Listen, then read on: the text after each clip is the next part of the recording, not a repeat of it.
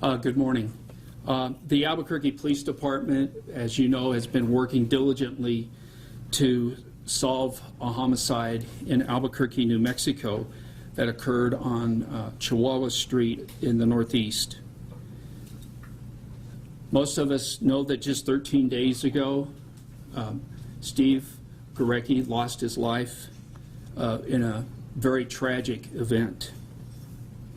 And I'd like to acknowledge the very diligent work of the men and women of the Albuquerque Police Department. They gathered together and worked diligently to work this case, but also many other cases that still are not solved. At the leadership of this was Sergeant Liz Thompson and her team of homicide detectives, as well as our ISU, burglary, night detectives, auto theft, our OCU unit, our Northeast Impact, Foothills Impact, pawn shop detail, and the great work of the DA's office. I would like to remind everybody of a couple of things. The information is preliminary that I'm going to provide to you today. You can find the arrest warrants and that information on the website. We still have an active, ongoing homicide case. We have 6 people in custody, as well as a confession from one of those that was arrested. This mobbing case was actually an active investigation being conducted by our Foothills Impact team and our burglary team. At this time, we have no information to tie this case to the shooting of Jaden, I believe it was the same day or that night on Nokomis Street. The men and women of the Albuquerque Police Department put in literally hundreds of hours working with little to no sleep to work this case as well as other cases that they had in front of them. I would like to remind people of some things that they could do to help us make our community safer. Is first, make sure you take all your property out of your vehicle if you leave it outside, either in the street or on the driveway. Please consider removing your garage door openers from your vehicles. Do not leave your garage door openers inside your vehicles. Please don't leave spare sets of keys inside of your vehicle. All of these things will help us reduce any opportunity for you to become a victim of a crime in our city. Again, I'd like to thank the men and women of the Albuquerque Police Department who worked so diligently to bring this case to a conclusion with an arrest. There are still things that need to be done on this. The information that we can provide you is still very limited. However, if you've read the arrest warrants contain some very valuable information about this incident. The family had requested that they be here when we make this announcement. And as you can tell, the KRQE family is a large family. They're a loving and caring family. And sadly, they've lost a husband, a best friend, a dad, as well as a co-worker. And if, Heather, would you like to read your statement? Yes.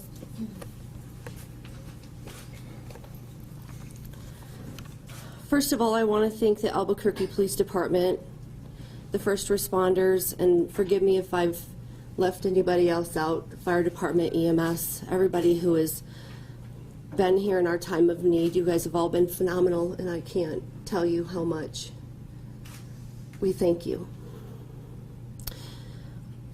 I also want to thank you for arresting the assailants that brutally murdered my father, Steve Garrick. The community is devastated at the loss of one of the most loving, giving men to have ever graced this earth. He has made this place a better one, and his passing will never be forgotten. I will fight for the rest of my life to ensure that other families in our community do not feel the pain that has been so violently bestowed upon us. I'm asking the community of Albuquerque to help in our crusade. I want the assailants to be tried and punished as adults, as they did the adult crime and they will do the adult time. They executed my father in a horrific way. My dad didn't deserve this. And all who knew him knew that he walked with love and peace. I want to address the parents of these animals. Where were you? Why did you let your children run the streets at 3 a.m.? Like I always say to my children, nothing good happens after 10 o'clock. I hold you, the parents, responsible. Just know a tsunami is coming. Thank you. Thank you, Heather. I'll be able to answer a few questions, but since this is still an active, ongoing investigation, as I stated earlier, our detectives have work to do. As a matter of fact, they were working very early this morning, and some of them have to go prepare additional warrants and additional information, and working with their counterparts to brief each other up on information that they continue to receive on this case. So if you have any questions, I'll do my best to answer those questions, but please understand again, while we have made arrests, this is still an ongoing active investigation. Chief, can you walk us through the timeline here, what happened from start to finish? Actually, I think it'd be best if I had one of the detectives do that, or the sergeant. Sergeant, you want to walk them through the timeline, or? The timeline of the entire incident or the investigation? The investigation that led to the arrest. Yeah, I really don't think that's Or just appropriate the at this incident? point Yeah. in time. What about the incident? I'd love to get kind of a timeline of that. I think one of the, please understand, as I said at the very beginning, this is still an active, ongoing investigation. There are gaps that have to be filled, and there's still a lot of questions that have to be answered. It's not that we would like, it's not the fact that we are trying to withhold information. As I stated, this is still an active, ongoing investigation. And while we have 6 people in custody, and one has confessed, we still have an active, ongoing investigation. And a basic timeline is in the warrant. You'll be able to read just the basics of the timeline in the warrant. But you won't be able to provide us with any more than that? That's correct. Yeah, not at this time. Can you tell us where he encountered the kids? Like, were they in his house? Did he find them in his house, or did he find them in his driveway? So some of that information is unknown to us, other than what we gained from taking statements, but it appears that he encountered them either coming out of the house or going into the house, and he was shot in the driveway. The family mentioned going after the parents of these teenagers. That's something the mayor has also expressed. I mean, do you know what the plans are for the parents of these teenagers? We really don't. I think one of the organizations we still have to loop into the part of this investigation will be CYFD. But as you know, we just made these arrests yesterday. We still have many, many interviews to still do and to complete. But that will also be part of our process. You know, very fortunately, our detectives are co-located at the Family Advocacy Center with CYFD, and that will be also one of the things that we'll be doing. What can you tell us about these teens and their criminal background as far as you're aware of it? At this time, I don't have any specific information about their criminal background. That's one of the things that we will still continue to do. Remember, because of their age, some of their criminal history may be sealed and we may not have access to it. So again, this is still part of that active, ongoing investigation. Can you talk a little bit about how helpful all the different surveillance cameras was from several different locations in this investigation? I can, and some of those facts are actually spelled out very well in the arrest warrants. But I can tell you that without the assistance of the retailers and the other people who provided us with specific information, including video footage, I don't think we'd be where we are on this case. We still have footage that we have to go through and look through. And as I said earlier, even though we have 6 people in custody, it's still an active case. This is not a closed case. It's still very active. Do you expect any more arrests? I think if that's the path that this investigation takes us, that there will be more arrests. But we have to find out exactly where this investigation takes us, and we don't know the outcome of that yet because we still have work to do. Could you talk a little bit about mobbing? I mean, this group of kids, the report says was doing it. Is this a common problem that you've seen more and more? Or? Actually, in speaking to the detectives this morning, as well as we were briefing throughout this whole investigation, this is something we haven't seen. This was very new to Albuquerque. But the minute our officers became aware of it, our Foothills Impact Team as well as our burglary unit began working this case. And part of the information that helped our homicide detectives work so well through this is that the fact that we had an active case going on earlier related mobbing case. Was there more than one weapon involved? At this time, we've only identified a weapon. Do you know who owns that weapon? We do not. Do you know what caliber it is? We do. We're not prepared to release that information at this time. As I said, it's still an active, ongoing investigation. Have you located the weapon? I'm not in a position right now to discuss that. We're still an active, ongoing investigation. You mentioned other active mobbing cases. Are they tied to this one, though? Or? That's the work that they still have to do. We still have interviews to conduct, and quite frankly, I know they're ready to leave so they can start working on this case. As I said, we've got other cases that we have to work, and while all of our efforts have been combined to working multiple homicide investigations at the same time, each and every one of these detectives has taken the lead on different parts of different cases. And I know this morning when we were talking, they said they have a very busy day and weekend ahead of them. So it's very important for us to allow them to do the work. They did great work. I can tell you that the work that they accomplished with such little evidence and the tenacity of these detectives, I've never seen before. I don't think you'll see it in any other major city in the United States. But to have absolutely no evidence, none, and be able to move in about 13 days to an arrest of 6 people and a confession by 1 is very rare, given the fact there was little to no physical evidence. So the 7 people standing behind you, does that make up the entire team, or Oh, no. additional? No. These are my leaders. Do you foresee a need to grow that team?